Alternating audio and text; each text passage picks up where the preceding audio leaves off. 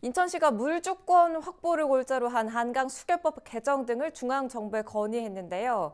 한강 하류 지역인 인천이 그동안 누리지 못했던 물주권을 찾을 수 있을까요? 관련된 이야기 전문가와 나눠보겠습니다. 최혜자 인천 물과 미래 대표와 전화 연결돼 있습니다. 대표님 안녕하세요. 네, 안녕하세요. 인천 물과미래 최혜자입니다. 반갑습니다. 인천 시민이 내는 수도 요금에는 시민도 잘 모르는 물 이용 부담금이 포함되어 있다고 하는데 어떤 내용입니까? 우리가 수돗물을 1톤 쓸 때마다요, 거기에 170원이 그 수도요금에 같이 붙어서 나가는 돈입니다. 이 물이용 부담금은 상수원 상류지역 수질 개선과 주민 지원 사업을 위해서 하류 지역 주민들이 우리 수돗물 사용량에 비례해 내는 돈인데요. 이것은 TV 수신료처럼 우리가 원하든 원하지 않든 사용량에 정비돼서 나가고 있습니다. 근데 지금 말씀하신 그 내용을 알고 있는 시민들이 얼마나 될까 하는 생각이 들고요. 나도 모르는 채 그 비용을 납부하고 있었다는 게 되잖아요. 이 물 이용 부담금이라는 게 어디에 쓰이고 그동안은 어떤 문제점이 있었던 겁니까? 말씀하신 것처럼 시민들이 우리가 물이용 부담금을 내고 있는지 잘 모릅니다. 공동주택 같은 경우에는 관리사무소로 전체 요금이 되기 때문에 아파트 등은 모르고요. 또 개인주택 같은 경우에도 수도요금 고지서를 잘 봐야만 저쪽 한쪽 편에 물이용 부담금이라고 이제 적혀 있는데요. 네.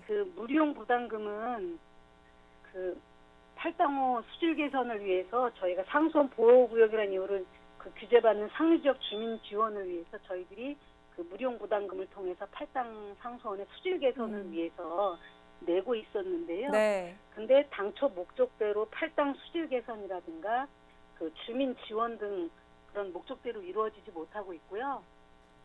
수질 개선하고 무관한 사업에도 기금이 투입되고 또 상수원 보호와도 관련이 없는 사업에도 기금이 투입되고 또한 사용처에 대해서도 공개되지 않는 불투명한 기금 집행이 계속되어 왔습니다.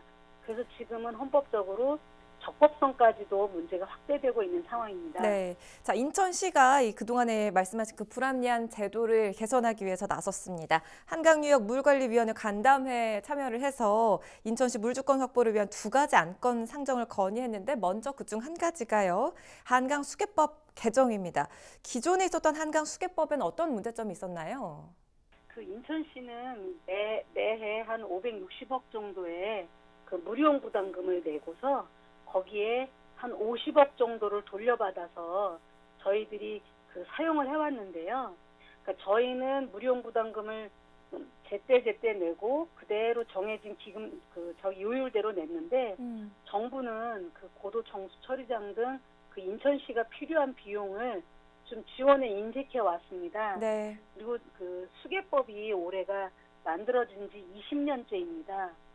근데 이 수계법에 이 수계 기금의 목적을 상류 지역으로 한정되어 있다 보니까 하류인 인천이 사용할 저기가 없어요. 그래서 상하류 지역 갈등을 유발해 왔고요.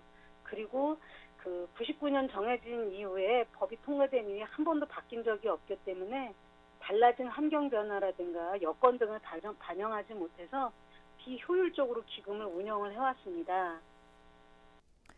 네, 그리고 이 한강 하구에 생태환경 통합관리기관 설립을 또 제안을 했는데 이 기관이 생기면 어떤 점들을 좀 보완해 나갈 수가 있을까요?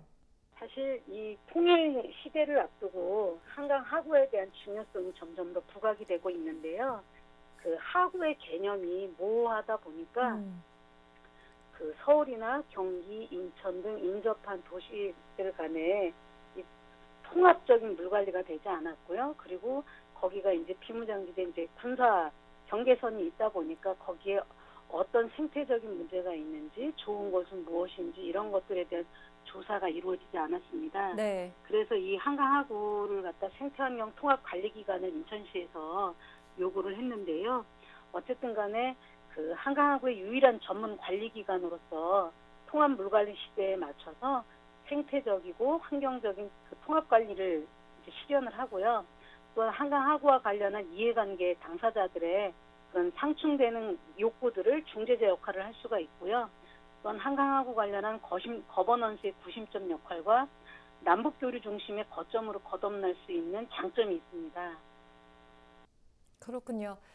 그리고 대표님 지난 총선 때 인천 주권 찾기 캠페인에 함께 동참을 하셨죠. 환경 주권 분야 공약 이행은 어떻게 평가를 하십니까? 저희가 환경 주권으로 내세운 부분이 주로 이제 그 무료용부담금 인하 문제, 폐지 문제하고 그 수도권 매립지 폐지 문제, 사용 종료 문제를 내걸었습니다. 이제 국회의원 임기가 시작되었는데요. 네. 그 지역의 국회의원들께서는 인천 시민들을 위해서 역할을 다해줄 것을 기대하고요. 특히 환경주권 분야는 시민들의 삶의 질하고 관련돼 있기 때문에 반드시 공약을 이행해 주실 것을 부탁드리고요. 시민사회는 때로는 함께, 때로는 비판적으로 이행 여부를 계속 지켜보고 책임질할 예정입니다. 네, 우리도 관심을 갖고 지켜봐야 되겠죠. 말씀 여기까지 듣겠습니다. 고맙습니다. 고맙습니다.